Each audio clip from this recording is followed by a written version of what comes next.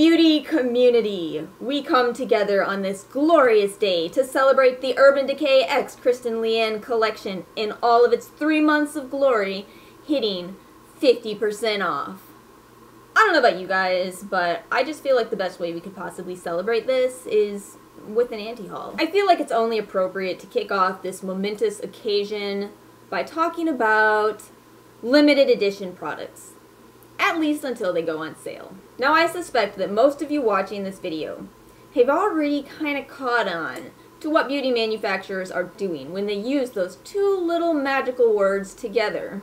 If you're at all involved in the beauty community, you've probably had the experience of rushing out to buy a limited edition product just so you don't miss out on it, only to see it go on sale a matter of weeks later. And yet, this situation still goes on. It still goes on. It's always the same major players doing the same tricks over and over again, and yet somehow we do get talked into buying these products at full price. We do, and I suspect it's just because they're beautiful. They're beautiful products. We're beauty lovers, and these beauty manufacturers know exactly what to do to appeal to us. They make these absolutely gorgeous shades, they package them in this gorgeous compact, and they flash the words limited edition all over the place, absolutely exploiting the fear of missing out. Now, for as much as I say that I'm anti-hauling this, it's still going to be a fight. It's going to be an internal fight for as long as I play the game of loving beauty products, and I know this,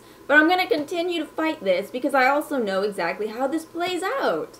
I think that to me, one of the funniest thoughts about this whole idea of limited edition is the fact that everything is limited edition on a long enough timeline. I mean, ask Egypt, ask Rome, ask Greece. Do you think that the people who were building homes in Pompeii were telling their clients, yeah, we'll build you a house, but it's gonna be limited edition until Vesuvius knocks us all out?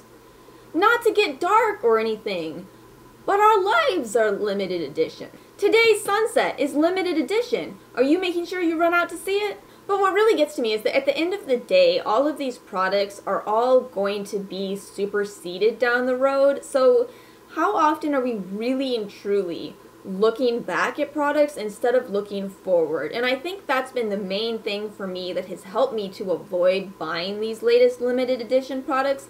I know you're going to come out with something better next. And Urban Decay is so incredibly guilty of this. They've already released this Back Talk palette, which it's beautiful, sure. But do we even have a chance to save up for the Kristen Leanne collection if we wanted it at full price? No. We had just bought the heavy metals. We had just bought the distortion. I had to think about that one. I'm just genuinely amazed at the speed of everything in the beauty community. It's so fast-paced. You would really have to make so much money to keep up with every release, and even if you could afford every single new release, I don't think you're going to have the time to use it all. And then, of course, there's limited edition products that seem to never disappear. Tarte, your Rainforest of the Sea palettes, are you kidding me? Alright, let's move on to some of these items in the news section of Sephora. I really want to start with this Becca Ocean Jewels highlighter palette. So this retails for $46. Of course, it's limited edition as well, and you get 5 highlighter shades in here. First off, I could definitely anti-haul highlighters as a whole. I have over 20 highlighters, and there's no way that I'm ever going to go through them. If I'm honest with myself and I sit down and look at them, they're all mostly similar enough. I feel like I could put my highlighters into 4 different categories and be done. But what really bugs me so much about this palette, I don't know if anybody else has said this yet, but every time I look at it, it just looks dated to me, and I don't really know why.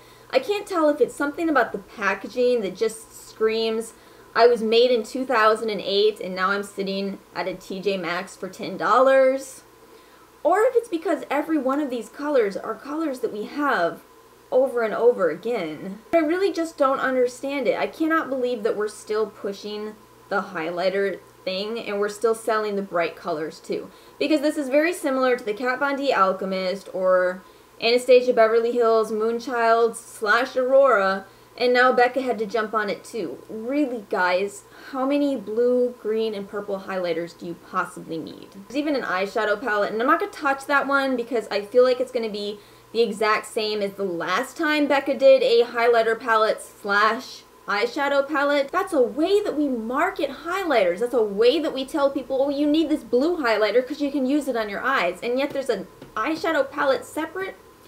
Guys, let's get this Natasha Denona Tropics eyeshadow palette out of the way. I know this isn't everybody's anti-haul, but I gotta give you my justifications for why I'm not buying it. What you hear over and over again with this palette is, it's $129, and I get that it's expensive, and that in itself is a big reason why a lot of people won't be buying it, because it's just too expensive, it's not within the budget, yada yada. I'm not going to buy it for that same reason, but I'm going to give you another reason on top of it. See, the thing about just making it about price is $200 to one person might be half their rent, to another person it might be half of what they make in an hour. So it's not entirely telling the whole story to just say, but it's expensive. To me, the justifications for why I'm not buying this, first off, when I look at those top two rows, I'm getting really, really strong Anastasia Beverly Hills soft glam vibes. That palette came out before this one. If you make $200 every half hour, you probably already bought that one. And sure, the bottom row is unique. I'll give it that. It's absolutely unique. But you can also buy a Natasha Denona 5-pan that's probably quite similar to that. The main reason that myself, as well as many other people, are quite bothered by this is what Natasha Denona did with all of our suggestions. Natasha Denona's palettes just have so much product in them that no matter how much you as an individual use them, you're never ever going to hit pan on any of these shades. Now it seems to me that Natasha Denona listened to that feedback and said, okay, that's fine, I'll cut the palette's product in half. And I'll keep the price the same. That's not what we meant. This whole thing is just really, really shady to me. I was a little conflicted about adding the Soft Glam palette into this video, but I've decided not to because even though I'm probably not going to buy it, I understand buying that. I just don't understand buying this. Alright, next up we've got to talk about the Urban Decay Naked Petite Heat. I already mentioned the number of releases that Urban Decay has been putting out. This is yet another one. This is based off the same concept as the Naked Basics, which is a palette that, in all truth, I love and I use really quite often. I decided to wait until I saw some reviews coming out of this palette, and I'm so incredibly glad that I did, because it seems, from all of the reviews that I've seen, that really the only unique shade in here based off of the Naked Heat palette is that bright orange shade. I cannot possibly justify buying this when I almost have everything in here already. I just can't do it. Now I will be fair. I will be completely fair and say that I love the Naked Heat. I love it. I recommend it. I think it's fantastic. I still think you can make 3 looks from it, but it's a gorgeous, gorgeous palette. If you don't want to buy the $54 Naked Heat, this might be a fantastic option for you, especially if you love matte shadows. If, however, you, like myself, own the Naked Heat, you probably don't want to buy this. And I'm basing this off of reviews that I've seen from other people. Do you need to spend another $29 to get one new shade? Probably not. I really want to add into this video something that I came so super close to buying, and that is the Kylie Cosmetics Kylie's Favorites March collection. So what this is a $100 collection of Kylie Cosmetics products that includes the purple palette. It includes 3 of her matte lipsticks as well as a lip gloss. It includes one of her highlighters. Ugh. Sorry, I cannot not cringe on saying that one. It includes one of her lip liners, a pencil sharpener, and then a bag with the word Kylie on it. Supposedly this is a $181 value. And I really and truly did add this to my cart and think about it. And I gotta explain to you why. Kylie Cosmetics is all over the place. A lot of people seem to really enjoy her lip products. I've only ever owned one lip product that I no longer have because I didn't like it. For a while, I've been wanting to give Kylie a second chance. I really have. I've been wanting to because I hear about it so much. I very rarely keep up with her releases or what on earth is going on in that world. However, I was aware of the purple palette.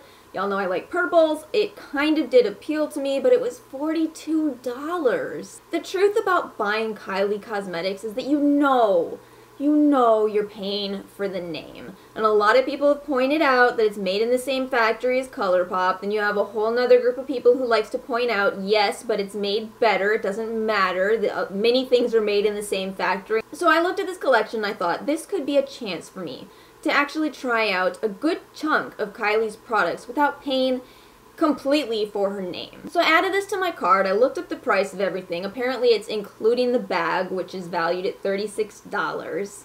And then I started thinking, but what do I really want?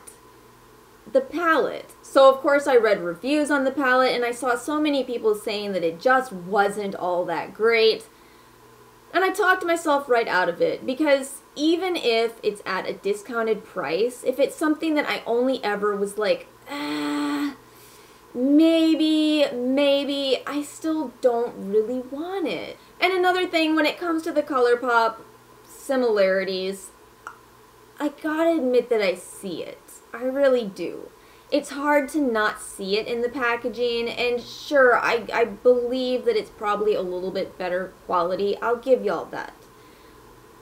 But even then, this price is still more than 50%, less than 50% off. And ColourPop's liquid lipsticks are still $6.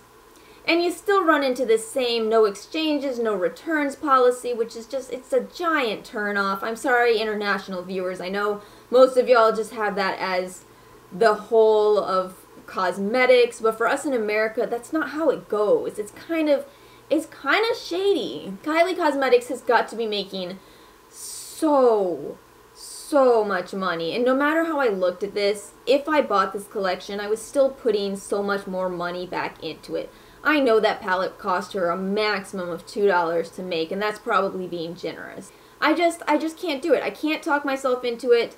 If Kylie ever wants to do a 90% off when something happens, like she shaves her head or whatever, maybe then, but just no, I still can't throw $100 her way.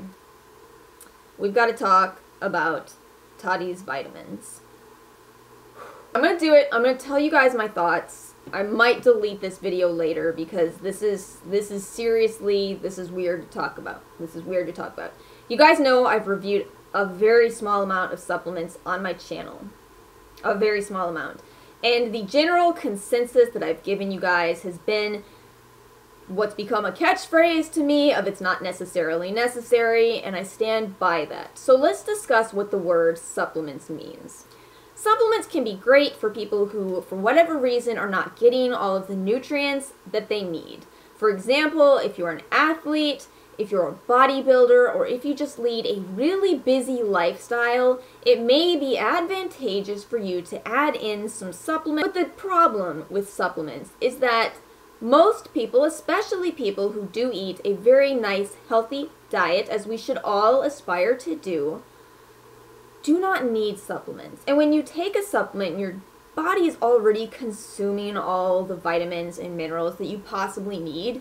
You do not hold on to those vitamins. Your body doesn't do anything with excess vitamins. So Tati's vitamins here are a biotin supplement. Biotin naturally occurs in eggs, in almonds, in cauliflower, in all kinds of food, including enriched bread. You most likely do not have a biotin deficiency, which means that you're going to be paying $40 a month to maybe add a little bit of biotin into your diet. Or you could eat more eggs. I'm just really uncomfortable with this whole idea of selling people thicker, longer hair, especially when you already wear extensions. I mean, again, I'm coming to you on camera wearing a wig, and you all know that I wear wigs because I love wigs. And you know what? I have naturally very thin hair, and I have a very, very well-balanced diet, and guess what? There's nothing that's going to make my hair turn into the look of somebody wearing extensions. I'm sorry, Tati, but it's just this whole thing all the way around, no matter how I look at it, it's selling an illusion. It's selling an illusion, and I just don't like it. It's why I won't do it myself. I'm just really uncomfortable with everything about this. Why is this such a complicated topic for me? Let me add one more thing into this. So, I do have fine hair, I do have thin hair, I don't have the fastest growing hair. That's all fine, and I've worked with it. I've been a hair model for several years now. I know, weird, random, I know. But I've even modeled for Guy Tang, and you know what I did doing all that stuff in the hair modeling world? I was the fine hair model.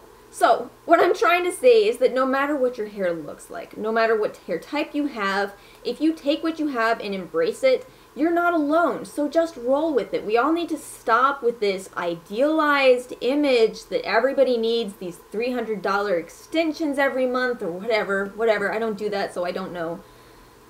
Your natural hair, whatever it is fine. And if you want to play around with it, I highly recommend wigs. They don't damage your hair. You can do anything with them. They're fun. You can wear any style. You know, at the end of the day, life is short, and we should all play with it. We should all have fun with it. And we should not feel stressed about our image and what we have to look like. Look like whatever the heck you want. Alright, that took too much out of me. I'm just going to wrap this video up here. I hope you guys did enjoy watching this.